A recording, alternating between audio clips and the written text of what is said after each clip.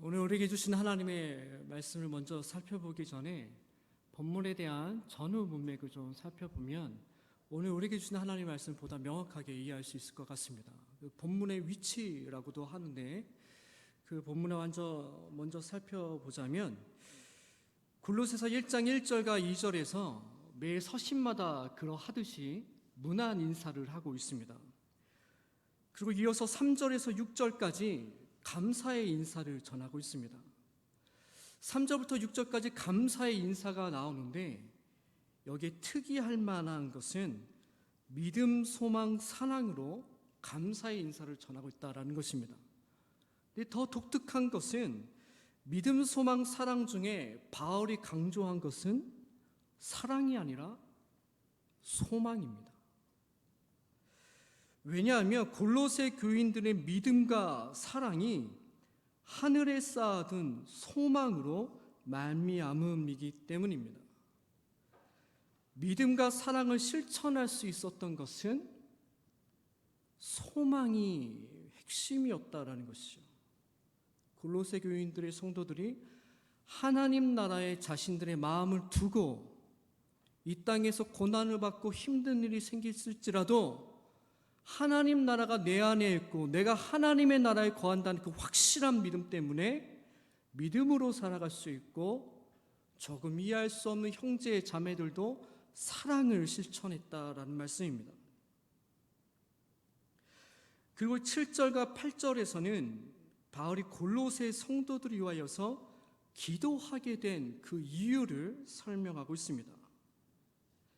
에바브라가 골로새 교회 지도자인 에바브라가 골로새 교회를 놔두고 로마 감옥에 있는 사도 바울에게 찾아와서 이 골로새 교회 소식, 골로새 교회 성도들의 소식을 전하였다라는 것이죠.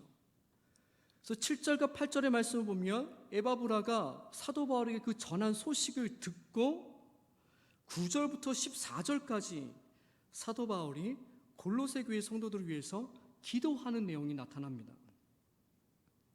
이 기도의 내용을 보면 이 기도의 내용에서 강조하고 있는 것은 예수 그리스도께서 우리의 죄를 속량하시어서 흑암의 권세에서 하나님의 권세로 흑암의 나라에서 하나님의 나라로 옮기셨다라는 것입니다.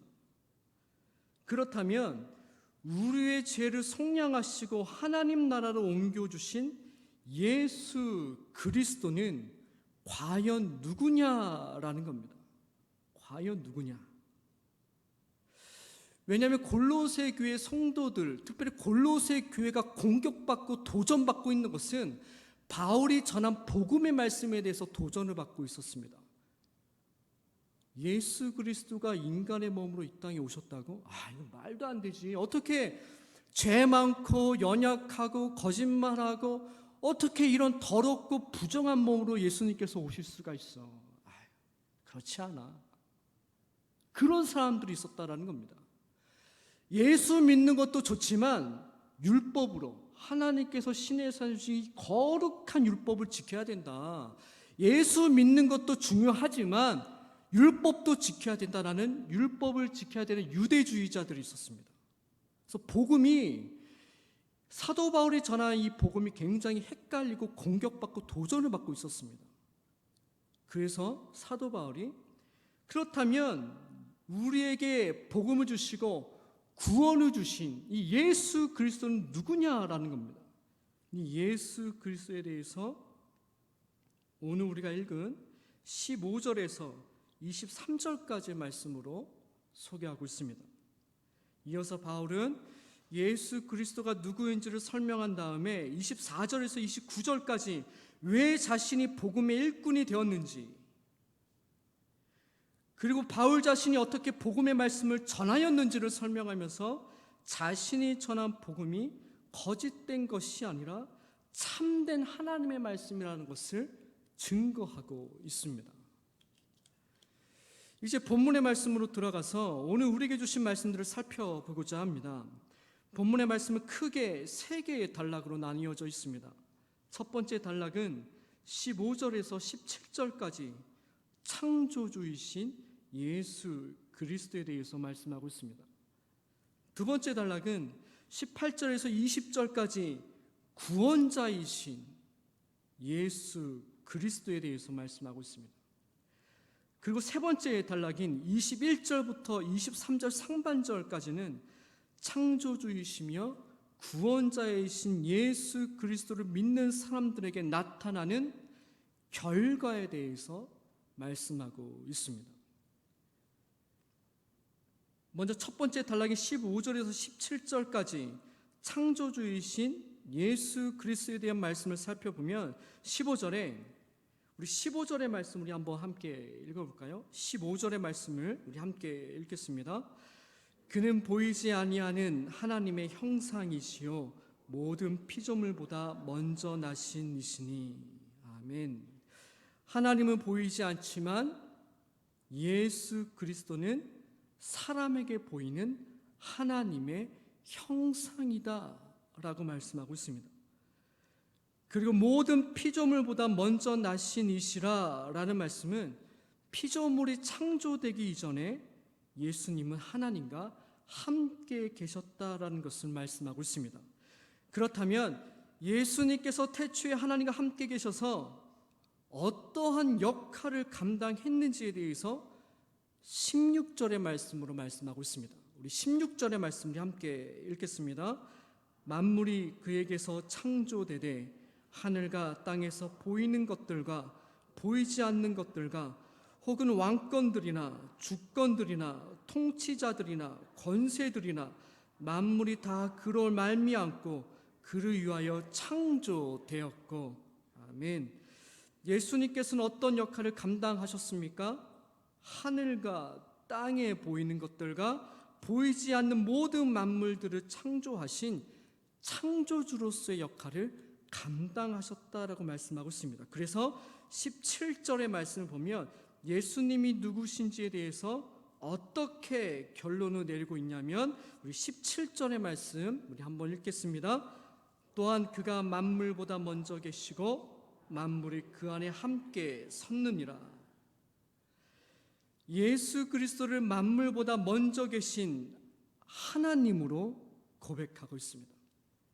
만물이 그 안에 함께 섰느니라 라는 것은 만물의 존재와 만물의 유지함과 만물의 보존하심이 예수 그리스도의 손에 달려있다라는 것입니다.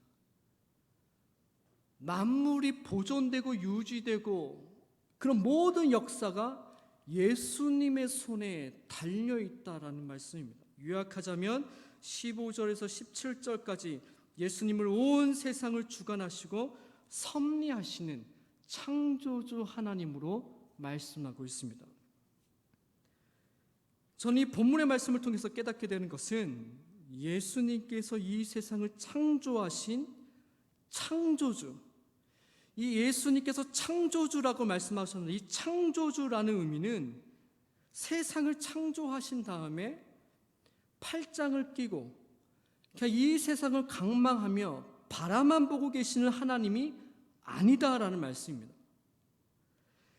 예수님께서 이 세상을 창조하신 창조주라는 의미는 과거에도 지금도 미래에도 창조하신 만물들을 섭리하시고 주관하시고 그의 뜻대로 역사하신다는 의미가 포함되어 있다라는 말씀입니다.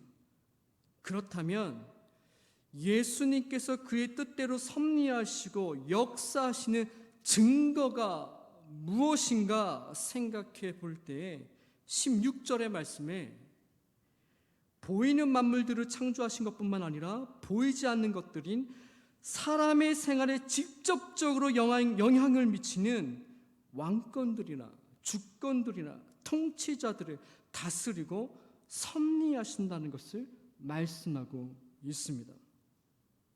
다시 말해서 예수님께서 세상을 창조하신 창조주라는 의미는 우리의 삶에 적극적으로 개입하시고 간섭하시고 다스린다라는 사실입니다. 제가 자주 가는 가게가 하나가 있습니다. 자주 가기 때문에 누가 언제 사람이 바뀌고 또 오고 했는지를 좀 금방 알 수가 있는데요. 또 보니까 사람이 바뀌었더라고요. 왠지 이 사람에게는 좀 말을 좀 건네보고 싶은 마음이 생기더라고요. 제가 그런 성격은 아니거든요. 이렇게 모르는 사람 이렇게 보면서 막 이렇게 얘기하고 그런 성격은 아닌데, 이 청년에는 좀 말을 좀 걸고 싶은 생각이 들어서 어디 사는지, 또 이름이 무엇인지, 또 이 나이가 어떻게 되는지 이런저런 이야기를 좀 이렇게 얘기를 했죠. 물론 저에 대해서도 소개를 했죠. 제가 어떤 일을 하고 있을 것 같냐고 한번 물어봤더니 혹시 회사원 아니세요? 회사원? 그러더라고요. 그래서 제가 기도가 많이 부족하구나. 아직 좀 덜 익었다는 생각을 잠시 했습니다. 그래서 이제 제 소개도 했죠. 이제 목사이고 또 어디 살고 또 어떻게 지내고 또 어떻게 여기 자주 와서 한번 묻고 싶었다. 그런 간략하게 인사를 나누고 이제 또 헤어졌죠. 또 다시 또 2, 3일 뒤에 한번 다시 찾아가 보았습니다. 그래서 처음보다는 좀 깊이 있는 좀 대화를 했습니다. 제 마음 안에 좀 다른 좀 사심이 있었거든요. 이 친구를 좀 어떻게 해봐야 되겠다는 사심이 있었어요. 그래서 조금 더 깊이 있는 좀 질문을 하면서 좀 이야기를 나누었습니다. 알고 봤더니 청년은 뭐 서울이 고향이 아니라 지방에서 올라왔고, 또 어머니는 또 일주일에 2-3번 정도 투석을 하고 계시고, 또 동생 하나 남동생이 있는데 또 태어나자마자 이 장애가 있어서 지방의 시설에 있고, 또 이 친구는 가정 형편이 이렇다 보니까 고등학교를 중퇴를 하고 검정고시를 보고 또 일찌감치 가정의 가장으로서 지금까지 이렇게 아르바이트를 하면서 뭐 배달도 하고 안 해본 그 아르바이트 없이 아르바이트를 하면서 지내고 있다라고 그런 말을 들었습니다. 그러면서 제게 고민 한 가지를 털어놓는 것이, 이제 좀 아르바이트 하지 않고 좀 직장을 구하려고 하는데 목사님 이게 마음대로 되지 않습니다. 제게 가진 스펙이 없거든요. 고등학교 뭐 제대로 졸업한 것도 아니고 자격증도 있는 것도 아니고 먹고 살려고 그냥 가장으로서 아르바이트 한 것밖에 없는데 이게 정식으로 직장 직원으로 채용될 수 있는지 그게 고민이다라는 거예요. 이때다. 네. 뭔지 아시죠? 그래서 제가 혹시 교회 다니세요? 라고 물었습니다. 교회 다니세요? 교회 다니십니까? 근데 조금 실망스러운 대답을 했습니다. 예, 교회 다닙니다. 네, 그러나 포기하지 않고 뭘 그렇게 그러면 걱정하냐고. 교회 다니고 기도하고 예배하고 전능하신 하나님 믿고 기도하고 있더라면 뭘 그렇게 걱정하고 기도하고 그렇게 염려하고 있느냐고. 하나님께서 분명히 좋은 길로 인도해 주실 것이라고. 저마저 걱정하는 소리를 하면 이 답이 없을 것 같아서 그렇게 그냥 믿음으로 선포를 했죠. 그래 어떡하냐 이런 말보다는 뭘 그렇게 걱정하냐고, 기도하고 있지 않냐고, 교회 다니고 있지 않냐고, 어머니 지금 너만 바라고 있지 않냐고. 더욱더 그때일수록 믿음을 갖고 해야지. 분명히 그러면 하나님께서 좋은 길을 인도해 주실 거야. 그렇게 이야기를 했죠. 그러면서 이 청년에게 말하고자 하는 것은 지금 하고 있는 일에 최선을 다하라고. 지금 하고 있는 일에 최선을 다하고 왔다 갔다 하는 손님들에게 잘해주고 내 가게라 생각하고 열심히 정직하게 일한다면 하나님께서 그 믿음의 삶을 보시고 역사하여 주실 것이라고, 좋은 길로 인도해 주실 것이라고 그렇게 이 친구에게 이야기를 했죠. 지금 하고 있는 애 염려하지 말고 오히려 드나드는 손님들 때문에, 지금 나이가 몇 살이에요? 20대 중반이면 뭐 하고 있는 거냐고, 그런 손님들이 있을지라도 그런 생각에 빠져 있지 말라고. 내가 벌써 이 나이에 이때 지금 뭐 하고 있나, 직장 가질 수 있나, 그렇게 두려움을 주고 불안함을 주고 염려를 주고 그런 걱정에 사로잡히지 말고 그런 걱정할 시간 있으면 기도하라고. 잘 될 거라고, 하나님께서 나를 책임져 주실 것이라고 그런 생각이 들어질 때마다 기도하라라고 권면해 주었습니다. 그리고 하나님 앞에 기도할 때 직장을 갖게 해주십시오, 물질적으로 어려움 당하지 않게 해주십시오, 그렇게 기도하지 말라고. 이미 하나님께서는 먹을 거, 입을 거, 마실 거 이미 청년에게 하나님께서 이미 다 주어진 것이라고. 우리는 그것을 위해서 기도하는 것이 아니라 청년을 통한 하나님의 비전을 위해서 기도하라고. 비전을 위하여서 기도하라고. 우리 모두에게는 하나님께서 주신 비전이 있습니다. 하나님께서 주시는 부르심의 소명의 말씀이 있다라는 것이죠. 직장을 통하여서 나처럼 힘들게 살아가는 청년들에게 도움이 되게 하여 주시고, 도움뿐만 아니라 그 청년들에게 예수 그리스도의 복음을 전할 수 있도록 인도하여 주시고, 자영업을 하더라도 가난하고 소외된 자들을 돕고 복음을 전할 수 있는 자영업, 그런 하나님의 기업을 허락하여 주시옵소서. 작은 슈퍼를 운영하더라도 그 슈퍼마켓을 통하여서 하나님의 은혜를 흘러갈 수 있도록 도와주시며, 택배하는 일을 통하여서라도 택배하는 일을 통하여서 주님의 사랑을 흘러갈 수 있도록 비전을 놓고 위해서 기도하라고. 먹을 거 입을 것 때문에 걱정하며 기도하지 말고 나를 통해서 하나님께서 비전을, 소명을, 사명을, 그것을 위해서 기도한다면 하나님께서는 형제 때문이 아니라 하나님의 비전을 이루기 위하여서 형제를 사용해 주실 것이라고. 여러분 믿으십니까? 이런 납작 엎드려서 하나님 앞에 두 손 들고 나를 사용해 주십시오, 그렇게 고백할 때 그 사람 하나님께 사용해 주실 때 교만하지 않습니다. 조금이라도 내 능력, 나의 지혜, 나의 금수저, 스펙, 내가 이렇게 되었지 1%로 있더라면 그 사람은 분명히 고꾸라지고 교만하게 되어집니다. 그런데 하나님, 저 아무것도 아닙니다. 저 아무것도 없습니다.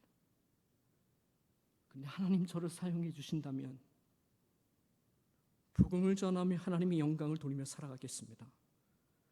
그렇게 소원하며 기도하며 주어진 삶을 성실하게 정직하게 말씀대로 순종할 때 하나님은 그 기도를 보시고 사용하여 주신다라는 것입니다. 사용하여 주실 때 이것이 내 능력으로 인해서가 아니라 하나님께서 역사하여 주시거나, 그런 고백이 절로 나오기 때문에 사용받아질 때 절대로 교만해질 수가 없다라는 것입니다. 그래서 하나님은 그러한 분을 찾고 있습니다.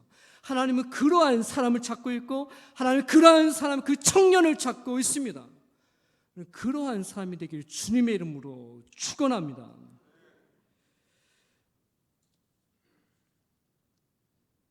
이야기가 끝나지 않았습니다. 그렇게 한창 설교하고 돌아왔거든요. 그래서 며칠 뒤에 좀 궁금하잖아요. 하나님, 이 청년을 하나님께서 어떻게 사용하셨는지, 어떻게 역사하셨는지. 분명히 하나님 살아계시, 저도 기도하였고요. 기대한 마음으로 다시 찾아갔죠.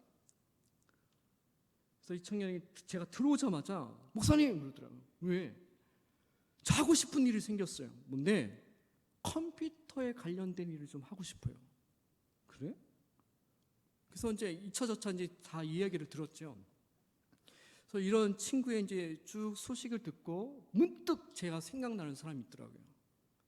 그래서 함부로 말할 수 없어서 그래, 하여튼 좋은 일이 있었으니까 또 기도하고 잘 준비해보자. 손님들 가운데에서도 이 일을 도와줄 수 있는 분들도 있고 어떻게든 하나님 역사해 주실 거니까 길이 있을 거예요. 그래서 제가 문득 생각나는 사람에게 이제 전화를 했죠. 그래서 집사님, 이런저런 이제 소식이 있어서 집사님 전화했습니다. 집사님이 대답하시는 말씀이 할렐루야. 그래서 왜 그렇죠? 직원을 구하고 있었다라는 거예요. 직원을. 함께 일하는 직원이 15일 정도 지금 빈자리가 있어서 구해야 되나 말해야 되나 했다가 이제 구해야 되겠다라고 결심하였는데 내가 전화가 왔다는 거예요. 그래서 그 이야기를 듣고 저도 통화는 저도 놀랬고 그 집사님도 놀랬고, 그 전화 듣고 단숨에 그 형제에게 쫓아가서 이 소식을 전했죠. 바로 이것이 예수님께서 이 세상을 창조하시고 섭리하신다라는 것에 대한 증거가 됩니다. 믿으십니까? 우리의 삶에 영향을 미치는 일들까지로 창조하시고 다스리시기 때문에 우리의 세세한 삶에 대한 문제들, 작은 일이라도 하나님께서 보고 계시고 기도에 응답해 주시고 역사하시고 섭리하시고 인도하여 주신다라는 것입니다. 마찬가지로 우리들도 창조주이신 예수 그리스도를 온전히 고백하기 위해서는 내 삶 가운데 역사하시는 하나님을 발견해야 합니다. 발견해야 한다라는 말씀은 이미 하나님께서 나의 삶 속에 역사하고 있다라는 사실입니다. 왜 나의 삶 가운데 하나님께서 역사하시고 있지 않나? 내 하나님께서 왜 나의 삶 가운데 이적과 기사를 베풀지 않나? 아닙니다. 이미 하나님께서 여러분 삶 가운데 역사하고 계십니다. 이적과 기사를 베풀어 주시고 계십니다. 다만 우리가 느끼지 못하는 것뿐입니다. 다만 우리가 믿음의 눈을 들어서 보지 못하는 것뿐입니다. 믿음 없는 생각들에 빠져서 내 안에 하나님보다 다른 것이 너무나 많이 있기 때문에 남편에 대한 문제, 자녀들에 대한 문제, 재정에 대한 문제, 건강에 대한 문제, 이러한 문제들을 생각하고 고민하고 묵상하고 또 생각하고 하니까 하나님의 역사를 경험할 수 있는 눈을 보지 못한다라는 것입니다. 그래서 제가 이 친구에게 걱정하는 시간 대신에 기도하라고, 염려하는 시간 때문에 믿음을 강구해서 무릎을 꿇으라고,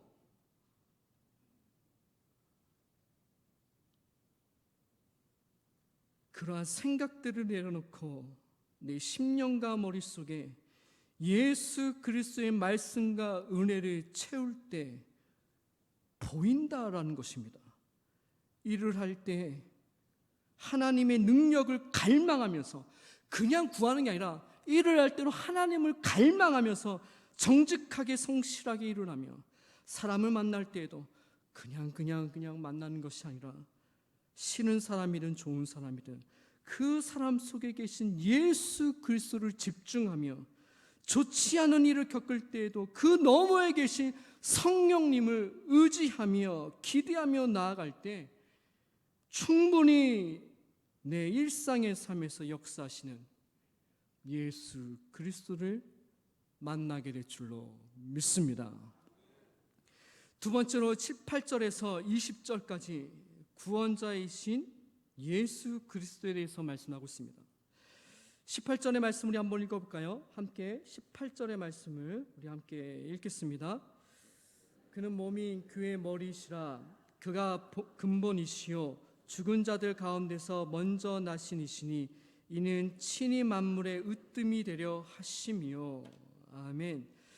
여기서 예수 그리스도를 교회의 머리시라라는 말씀은 교회의 머리인 예수님과 교회의 몸과 지체인 성도들은 서로 뗄래야 뗄 수 없는 관계에 있다라는 말씀입니다. 여러분, 우리 목하고 몸을 뗄 수가 없지요. 마찬가지로 예수님과 그의 자녀들은 뗄 수 없다라는 그 관계를 말씀하고 있습니다. 그리고 예수님은 근본이시요 라는 말씀은 교회의 몸과 성과 발과 같은 모든 교회 지체의 근본은 예수님이다 라는 말씀입니다. 이어서 예수님을 죽은 자들 가운데서 먼저 나신 이시니 라는 말씀은 교회의 머리인 예수 그리스도께서 죽은 자 가운데서 먼저 나신 것처럼 교회의 몸인 성도들도 예수님처럼 죽음을 이기고 영원한 생명을 소유하게 된다라는 말씀의 의미입니다.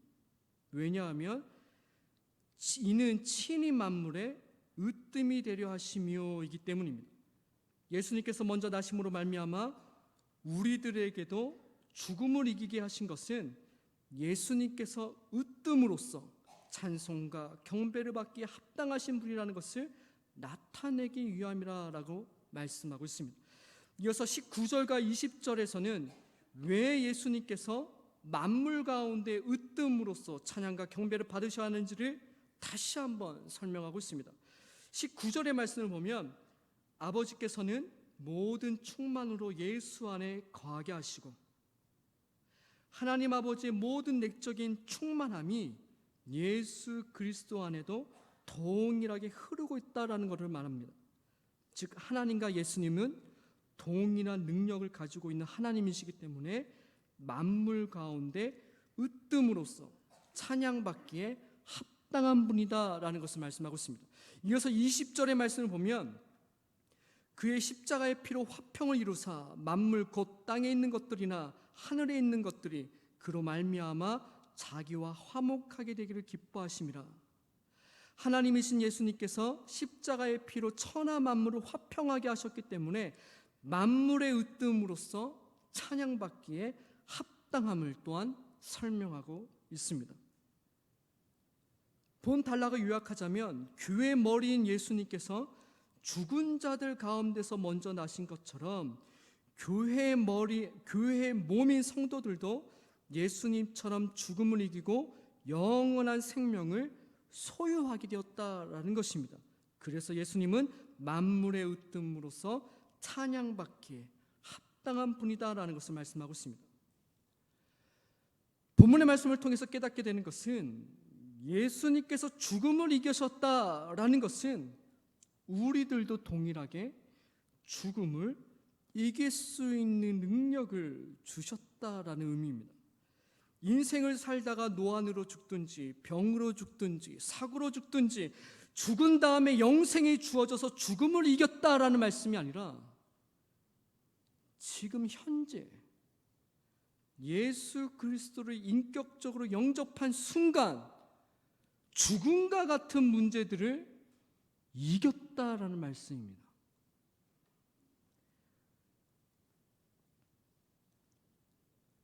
저는 이 말씀을 보면서 또 한 가지 생각하고 또 1년의 일들을 통해서 생각이 나는 것은 초등학생을 둔 젊은 우리 집사님이 한 분이 계셨습니다. 어느 날 이 교회에 오셨을 때 모자를 쓰시고 오셨기에 어떤 일인가 물어봤더니 자궁암으로 항암 치료 받으셔서 머리에 모자를 쓰고 오셨다라는 것을 알게 되었습니다. 근데 이상하게 1년여 시간이 지났음에도 불구하고 계속 모자를 쓰시고 계셔서 좀 궁금했지요. 어떻게 병가가 어떻게 진행이 되어지나. 그래서 집사님 앞에 좀 이렇게 여쭤보았는데 전이가 되어서 좀 굉장히 좀 안 좋은 상태에 있다라고 말씀을 하셨습니다. 그리고 그 이후에 집사님은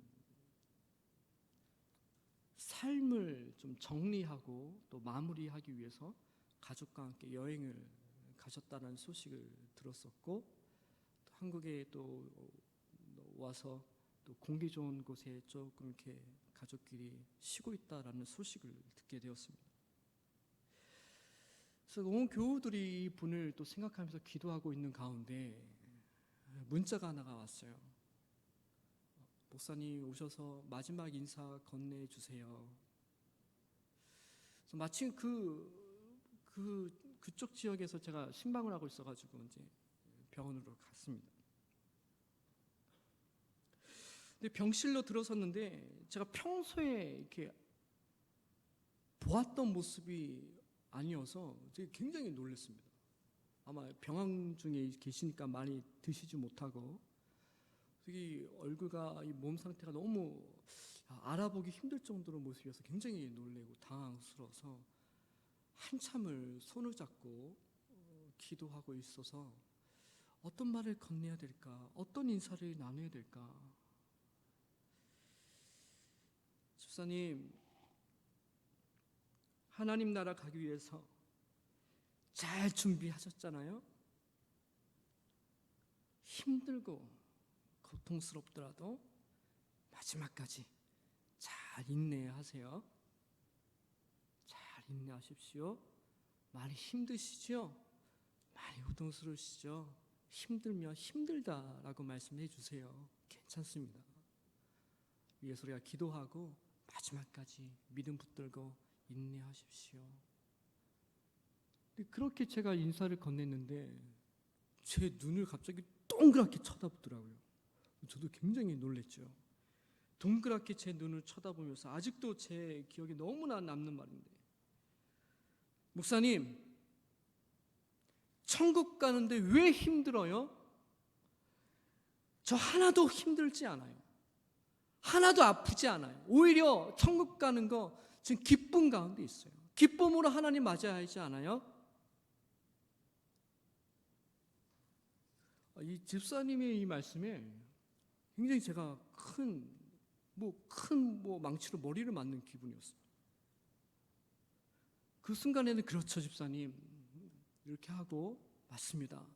위로하고 힘을 주고 기도하고 돌아오는 중에 제가 고민이 되는 것은 나에게는 이 집사님이 소유한 하나님의 나라가 있느냐라는 것입니다. 내 속에 있는 하나님 나라로 말미암아 나는 지금 기쁨 가운데 살아가고 있느냐? 하나님께서 그 집사님을 통해서 저에게 질문하시는 것 같았습니다. 힘들고 어렵더라도 내 안에 천국이 있기 때문에 힘들다니요, 힘들지 않아요. 그렇게 고백할 수 있는 믿음이 제 안에 있느냐라는 것입니다.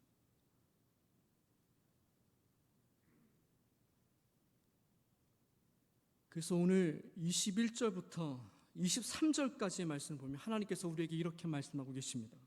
21절에 예수님께서 믿기 전에는 우리의 악한 행실로 말미암아 하나님과 원수가 되었지만 22절에 이제는 그의 육체의 죽음으로 말미암아 화목하게 하사 너희를 거룩하고 흠없고 책망할 것이 없는 자로 그 앞에 세우고자 하셨으니, 여기에서 그 앞에 세우고자 하셨으니 라는 말씀은 예수 그리스도를 통하여서 거룩하고 흠없는 존재가 되어서 하나님 앞에 세움을 받게 된다라는 말씀입니다. 즉 하나님 나라에서 살게 된다라는 말씀의 뜻입니다. 그런데 조건이 있습니다. 23절의 말씀, 23절 상반절의 말씀을 우리 다시 한번 읽겠습니다. 23절 상반절 우리 함께 읽겠습니다. 만일 너희가 믿음에 거하고 터 위에 굳게 서서 너희 들은 바 복음의 소망에서 흔들리지 아니하면 그리하리라. 아멘. 믿음에 거하고 터 위에 굳게 서서 복음의 소망에서 흔들리지 아니하면 그리하리라. 다시 말하면 믿음이 흔들리지 아니하면 그리하리라. 하나님 나라에서 하나님 앞에 살게 될 것이다 라는 것을 말씀하고 있습니다. 그렇다면 여기에서 말하는 믿음은 무엇을 말씀하고 있습니까? 15절에서 17절까지 예수 그리스도께서 창조주 하나님이라는 사실을 믿어야 된다라는 것입니다. 예수님께서 창조주 하나님이라는 사실은 내 삶을 역사하시고 인도하시고 섭리하신다는 그 믿음이 흔들리지 않아야 된다라는 것입니다. 그래서 그 집사님은 흔들리지 않았다라는 것입니다. 죽음이 다가오는데 왜 힘들거나 불안하거나 공포스럽지 않겠습니까? 초등학교 다니는 딸을 두고 어떻게 죽음을 맞이할 수 있겠습니까? 그런데 믿음이 흔들리지 않았다라는 것입니다.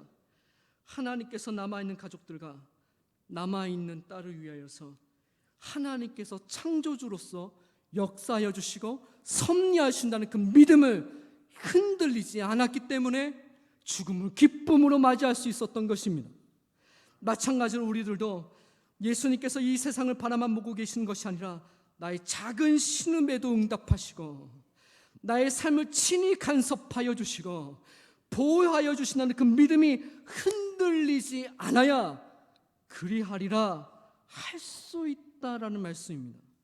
하나님 나라 확신할 수 있다는 말씀입니다.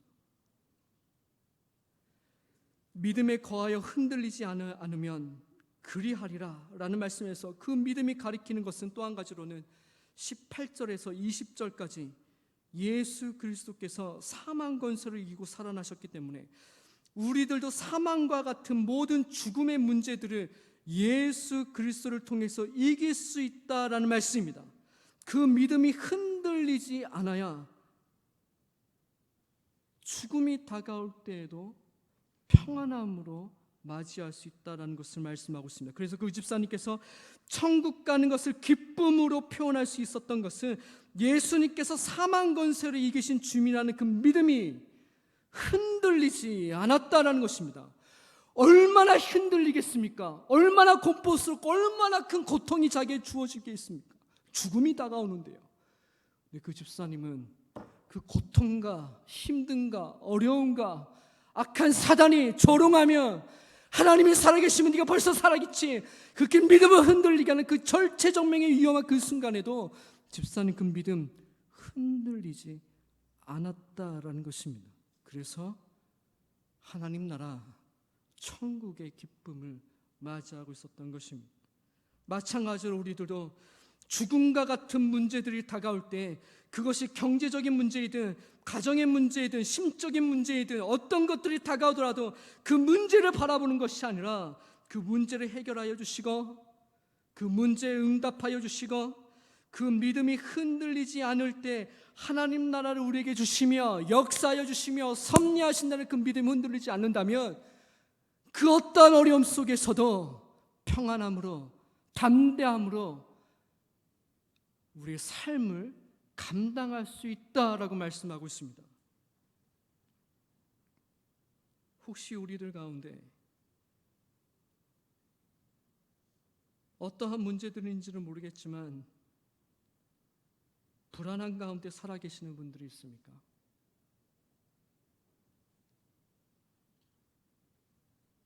주어진 삶을 감당할 때 기쁨으로 우리의 삶을 감당하지 못하시고 계시는 분이 이 자리에 있으십니까? 오늘 하나님께서는 말씀하여 주십니다. 예수님께서 창조주라는 사실은 우리의 삶에 적극적으로 개입하시고 간섭하시고 인도하신다라는 하나님을 말씀하고 있습니다. 예수님께서 죽음을 이기셨다라는 사실은 우리들도 예수님을 통해서 죽음과 같은 문제들을 승리할 수 있다라고 말씀하고 있습니다. 이 믿음이 흔들리지 않을 때 그리하게 될 줄로 믿습니다. 하나님 앞에 세움받게 될 것 줄로 믿습니다. 기도하겠습니다. 하나님 아버지, 오늘 주신 말씀을 기억하며 우리에게 주어진 삶들을 믿음으로 감당할 수 있도록 인도하여 주시옵소서. 예수님에 대한 우리의 믿음이 흔들리지 않을 때 슬픈 당한 자에게 위로를 허락하여 주시고 아픈 자들이 있더라면 치유함을 허락하여 주시고 고통 가운데 이 자리에 있는 성도님들이 있더라면 자유함을 허락하여 주시어서 오직 예수 그리스도만이 으뜸이라는 사실을 찬양하며 전하며 살아갈 수 있는 복된 인생이 되게 하여 주시옵소서. 이 모든 것을 우리를 구원하신 예수님의 이름으로 기도하옵나이다.